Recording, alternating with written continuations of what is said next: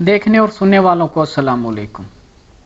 دوستوں، میں آپ لوگوں سے ایک بات شیئر کرنا چاہتا ہوں۔ میں بہت پریشان ہوں۔ میرا ایک شکوہ ہے اس دور حاضر کے علماء دین سے۔ ان سے ہمیں کوئی بھی مسئلہ ہو، درکار ہو دین کے متعلق، ہم ان سے پوچھتے ہیں کہ حضرت ہمیں یہ سمجھائیں یہ بات کیسے ہے۔ ہم ان کے پاس جاتے ہیں اور یہ علماء دین ہمارے بچوں کو دین سکھاتے ہیں۔ ہمیں جو باتیں نہیں معلوم ہوتی ہم ان کے پاس جاتے ہیں، ان سے پوچھتے ہیں۔ تو میرا ایک شکوہ ہے ان سے، میں ایک شکایت کرنا چاہتا ہوں اس علماء دین سے، اس دور حاضر کے علماء کرام سے میں ایک شکوہ کرنا چاہتا ہوں۔ کوئی شیعہ بنا بیٹھا ہے، کوئی سنی بنا بیٹھا ہے، کوئی وہابی بنا بیٹھا ہے، کوئی دیوبندی بنا بیٹھا ہے۔ حضرت یہ ان لوگوں نے کیا چکر چلایا ہوا ہے؟ ان سے کوئی بات پوچھیں دین سے متعلق، سنی کچھ اور بتائے گا، وہابی کچھ اور بتاتا ہے، دیوبندی کچھ اور بتاتا ہے، شیعہ کچھ اور بتاتا ہے۔ یہ لوگ ہمیں سمجھ میں ہی نہیں آنے دیتے کہ بات کون سی ٹھیک تھی۔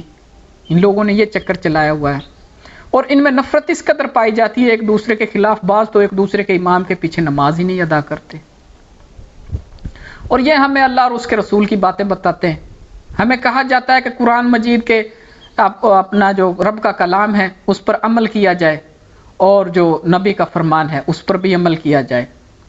اور ان لوگوں کا آپ نے طور طریقے دیکھے ہیں، یہ خود تو قرآن مجید کی آیات پہ عمل ہی نہیں کرتے۔ جب اللہ تعالیٰ قرآن مجید میں کہتا ہے کہ اے ایمان والو، اللہ کی رسی کو مضبوطی سے تھامے رکھو اور دین میں تفرقہ نہ ڈالو، تو ان لوگوں نے اللہ کے کلام کے ہوتے ہوئے دین میں فرقہ بازی ڈال دی۔ یہ لوگ اپنی منمانیاں کرتے ہیں۔ کیا لوگوں کو اللہ کے حکم کا نہیں پتہ؟ یہ خود تو اللہ کے حکم کو مانتے نہیں، اور ایسے لوگ جو ان کے اپنا نقش قدم پہ چلیں گے وہ بھی گناہ گار ہوں گے۔ اور ہمیں کہا جاتا ہے کہ نبی کے طریقوں پہ چلو۔ ہمیں یہ بھی کہا جاتا ہے کہ جو بندہ اللہ تعالیٰ کے تھوڑے رزق پہ راضی ہو جائے تو اللہ تعالیٰ اس سے راضی ہو جاتا ہے۔ اور خود ایک تو یہ اپنا امامت کروانے کی تنخواہیں لیتے ہیں، اور جب جمعہ کی نماز آئے، جمعہ کی نماز کے بعد یہ لوگ وہ ٹوپی کوئی لے لیتا ہے، کوئی رومال لے لیتا ہے، جی یہ پیسے اکٹھے کر رہے ہیں، جی یہ مولوی صاحب کی خدمت کے لیے جی پیسے اکٹھے ہو رہے ہیں۔ کیا ان مولویوں کو اس بات کا پتہ نہیں کہ جو بات یہ ہمیں سمجھاتے ہیں، ہمیں بتاتے ہیں کہ اللہ کے تھوڑے رزق میں راضی ہو جانا چاہیے، اللہ تعالیٰ راضی ہو جائے گا، تو یہ راضی کیوں نہیں ہوتے؟ یہ اس بات کو سوچتے نہیں کہ ایک امیر غریب برابر میں بیٹھیں۔ اللہ تعالیٰ نے ان میں فرق نہیں رکھا کہ امیر غریب ہے، جو وہ دونوں ایک صف میں بیٹھ کے نماز ادا کر رہے ہیں۔ جب ایک برابر والا پیسے دے رہا ہے تو غریب کے دل پہ کیا بیتے گی؟ اس کے پاس پیسے نہیں ہیں، وہ کیا سوچے گا؟ بس ان لوگوں کو تو اپنے پیسے جمع کرنے کی پڑی ہوئی ہے۔ اور رہی بات دوسری، ہمیں سنت رسول پہ چلنے کا حکم دیا جاتا ہے اور خود اس پہ عمل نہیں کرتے۔ آج تک مجھے کوئی بتا دے کہ کسی مولوی کے کپڑے پھٹے پرانے ہوں، کسی مولوی کے کپڑے ایسے پھٹے ہوں، سلائی لگی ہو یا خود سلائی کیے ہوں اس نے، جو پرانے دور کے جو میرے نبی کے طریقے تھے ان میں میرے نبی نے خود اپنا جوتا مرمت کیا، خود اپنا جوتا مرمت کر کے پہنا، اور پرانے کپڑے خود سلائی کیے ہاتھ سے۔ یہ لوگ اس پہ عمل نہیں کرتے، نہ ہی ان کے ہاتھ میں لاٹھی ہوتی ہے، سنت رسول ہے ہاتھ میں لاٹھی رکھنا، اور اس چیز کا جی ہمیں بتایا جاتا ہے۔ یہ ہمیں اب پہلے بتاتے تھے، اب تو خیر اتنی بات ہی نہیں کرتے کہ اگر یہ بات کریں گے کہ جی سنت رسول ہے ہاتھ میں لاٹھی رکھنا، اپنی جوتی خود مرمت کرنا، اور جی اپنے پھٹے پرانے کپڑے پہن کے اس کو خود ہی پیوند لگانا۔ یہ اس لیے نہیں بتاتے کہ جی مولوی صاحب نے تو نئے کپڑے پہنے ہوئے ہیں۔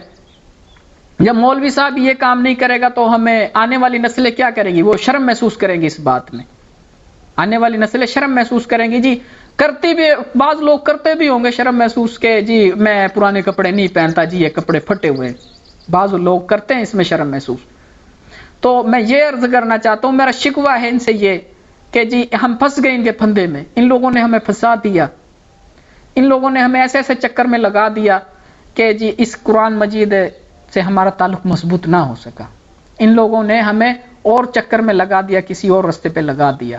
جو ان کا منصب تھا، جس رستے پہ ہمیں ڈالنا اس رستے پہ ہمیں نہیں ڈالا۔ اس کتاب قرآن مجید سے ہمارا تعلق مضبوط نہ ہو سکا۔ قرآن مجید سے صرف ہمیں اتنا ہی سروکار ہے حضرت کہ جب ہمارے بوڑھے کی روح اٹکی تو ہم سورہ یاسین لے کر بیٹھ گئے کہ اس کی روح آسانی سے نکل جائے۔ اس میں کوئی شک نہیں کہ سورہ یاسین کا مرنے والے کو فائدہ ہوتا ہے، اس کی روح آسانی سے نکل جاتی ہے۔ لیکن مجھے افسوس اس بات کا ہے کہ ہم نے قرآن سے بھی مرنا ہی سیکھا۔ کاش کہ ہم اس قرآن سے جینا سیکھ لیتے۔ یہ مردہ قوموں کو اٹھا کے کہاں سے کہاں لے جاتی ہے، یہ پستیوں سے اٹھا کر بلندیوں تک لے جانے والی کتاب ہے حضرت۔ اور میرے نبی نے فرمایا تم میں سے بہتر شخص وہ ہے، بہترین شخص وہ ہے جو خود قرآن سیکھے اور دوسروں کو سکھائے۔ تو اس قرآن سے وابستگی اختیار کرنی چاہیے، اور رات کی تنہائیوں میں قرآن پڑھنا چاہیے، اور ترجمے کے ساتھ پڑھنا چاہیے۔ پھر ہمیں پتہ چلے گا کہ میرے رب کا فرمان کیا ہے، میرے رب کا حکم کیا ہے۔ یہ جو ہم بغیر ترجمہ کے قرآن مجید کی تلاوت کرتے ہیں، یہ صرف ہم تلاوت کرتے ہیں، اس کا ہمیں لفظوں کا، ترجمے کا پتہ نہیں ہوتا کہ اللہ تعالیٰ ہمیں کیا سمجھانے کی کوشش کر رہا ہے۔